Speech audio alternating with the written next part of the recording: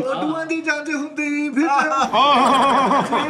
ਅੱਛੀ ਕੌਂਡੂਆਂ ਦੀ ਜੰਜ ਹੁੰਦੀ। ਇੱਧਰ ਦੇਖ ਲਓ ਦਲੀਮੇ ਤੇ ਗਰੇਵੀ ਲਈ ਹੁੰਦੀ ਬਈ ਉਧਰ ਦੇਖ ਲਓ ਹੱਥ ਬੰਨ ਕੇ ਬੜਕ ਮਾਰੀ ਹੁੰਦੀ ਤੇਰਾ ਦੇਖ ਲੋ ਮੈਂ ਹੀ ਕੰਪਲੀਟ ਕਰਨਾ ਬੱਚਿਆ।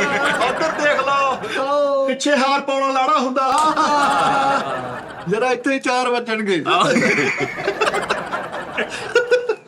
ਤੇਰੇ ਦੀ ਗੱਲਾਂ ਕਰ ਜਿੱਤੀ ਚਾਰ ਚੱਲ ਵੀ ਚੱਲ ਕਾਲੂ ਬਾਦਸ਼ਾਹ ਉਧਰ ਦੇਖ ਲਓ ਪੱਠੇ ਖਾਣ ਵਾਲਾ ਜੈਕੀ ਚੈਨ ਆਹ ਦੇਖ ਲਓ ਫਲ ਵਾਲਾ ਅੰਡਰਟੇਕਰ ਹੁੰਦਾ ਇੱਧਰ ਤਾਂ ਦੇ ਯਾਰ ਉਹਨਾਂ ਨੇ ਮਾਹੌਲ ਹੀ ਖਰਾਬ ਕਰਤਾ ਮਾਹੌਲ ਖਰਾਬ ਹੋ ਗਿਆ।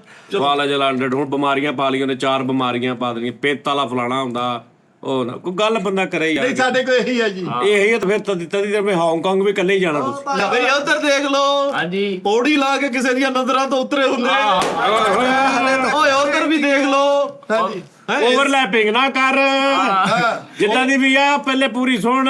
ਮੇਰੀ ਖਰਾਬ ਕਰਦਾ ਢਕਾਰ ਨਾ ਕੱਟਾ ਡਾਇਆ ਹੁੰਦਾ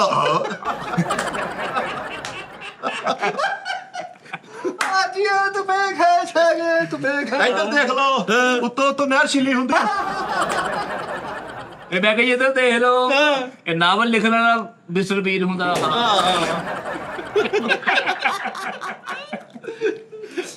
ਇੱਧਰ ਦੇਖ ਲਓ ਕਢਾਈ ਵਾਲਾ ਪੀਜ਼ਾ ਹੁੰਦਾ ਇੱਧਰ ਦੇਖ ਲੋ ਹਾਂਜੀ ਸੀਕ੍ਰੇਟ ਛਿੱਕ ਮਾਰੀ ਹੁੰਦੀ ਅੱਛਾ ਦੱਸੀ ਨਾ ਕਿਸੇ ਨੂੰ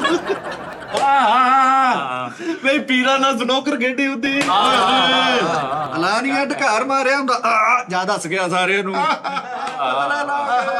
ਚਲੋ ਇੱਧਰ ਦੇਖ ਲਓ ਚੰਦਾ ਲੈਣਾ ਹੀਰੋ ਹੁੰਦਾ ਬੋਤਾ ਰੇੜੀ ਤੇ ਛਈਆਂ ਲਲਗਾ ਹੁੰਦਾ ਮੈਂ ਖੰਡਾ ਰੈਪਰ ਹੁੰਦਾ ਕਿੱਦਾਂ